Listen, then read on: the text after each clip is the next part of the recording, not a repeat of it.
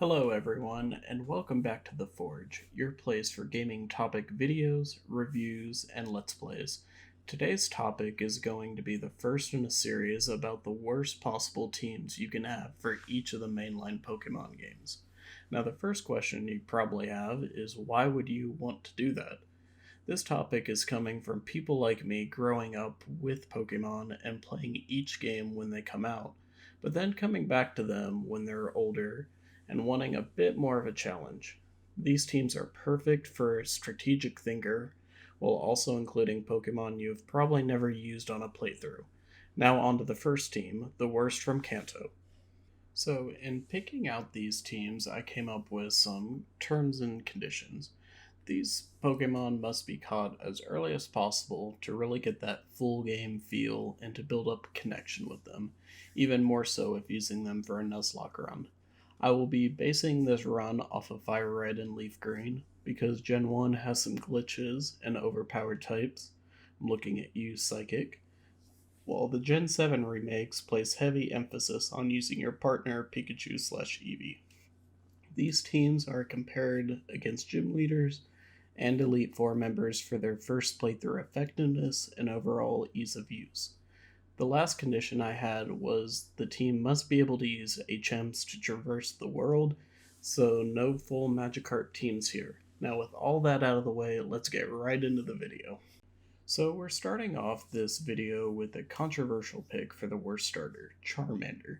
It's received from Professor Oak at level 5 at the beginning of the game. Everyone's favorite fire lizard struggles immensely with the first two gyms, Brock and Misty.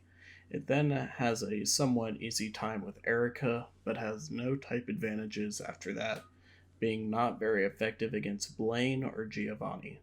Going to the Elite Four, the first battle against Lorelei, the ice expert, would probably have Charizard shivering because of all of Lorelei's Pokemon have an additional water typing. Going to Bruno, the master of fighting types, Charizard would probably have an easier time, except Bruno also likes to use onyxes, and those rock tombs could bring this mighty dragon back down to Earth. Lance is the last notable member that Charizard would struggle with fire type moves not being very effective against dragons, with Lance also having a Gyarados and an Aerodactyl. The move pool that I'm recommending for Charizard is Flamethrower, Metal Claw slash Steel Wing, Brick Break, and Hyper Beam. We're going for a sweeper build here, a must have for the worst team in Kanto. Flamethrower is here as the only stab move and for grass slash bug coverage.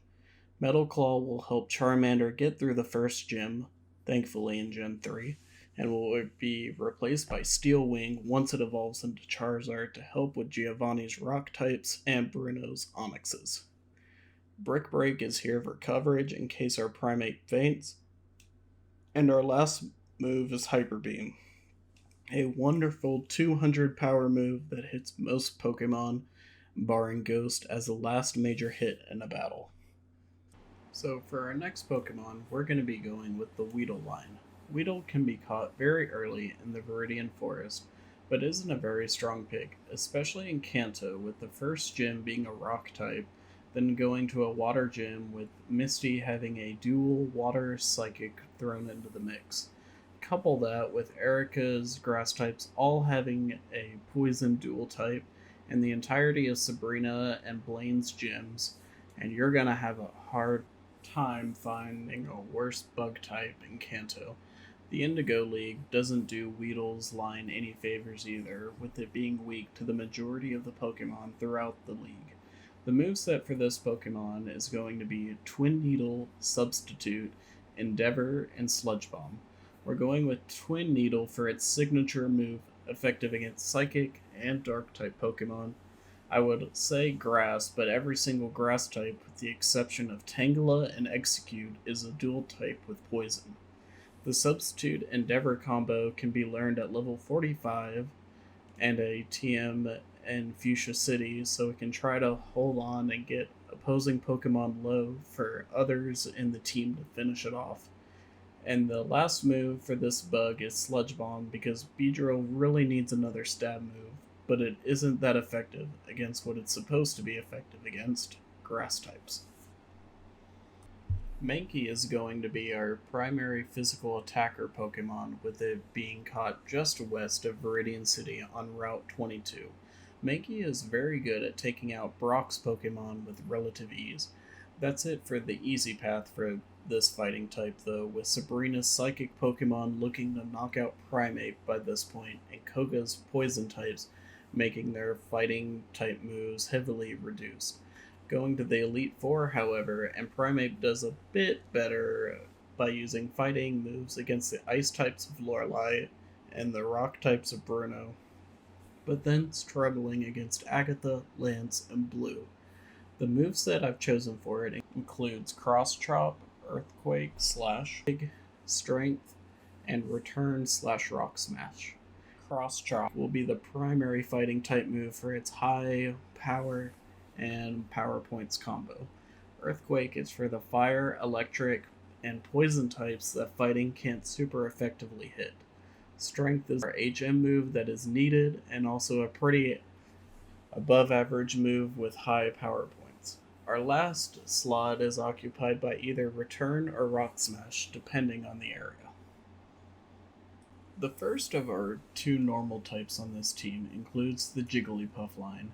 Jigglypuff can be caught on Route 3 just before Mount Moon, and can be evolved to Wigglytuff with a Moonstone also found in Mount Moon.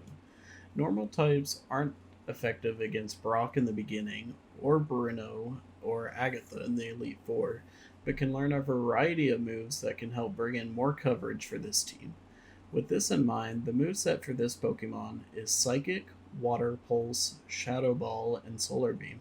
Psychic will help against Koga and the Team Rocket Grunts, while Water Pulse will help deal with Blaine's Gym and help with Giovanni. Shadow Ball will help against Sabrina's Psychic-type Pokemon and Agatha's Ghost-type Pokemon, while Solar Beam is a powerful Grass-type move that could be swapped for a myriad of other moves, just depending on what you need at the time. This will give us plenty of coverage for types we won't have in a worse team, and with Wigglytuff's special attack being much higher than its physical, it'll become our special sweeper for this team. The second of our two normal types on this team, Rattata, can be caught very early on and evolved early at level 20. Rattata will probably struggle with Brock and his rock types, but as Eradicate, it'll only have some trouble against Bruno and Agatha. With these trainers in mind, our moveset is going to be Super Fang, Cut, Toxic, and Thunder Wave. We have Eradicate in more of a support role here, with Toxic bringing down Pokemon down for a length of time, and Paralysis helping restrain some major threats to the team. Super Fang cuts a target's HP in half, while Cut is used as a World HM. We have finally come to the last member of our team, our Surfer and Water-type Pokemon, Poliwag. Most water types in Fire Red and Leaf Green can't be caught until Fuchsia City with the Good Rod, or while surfing on a Pokemon's back, so that's why this Pokemon is caught so late compared to all the others.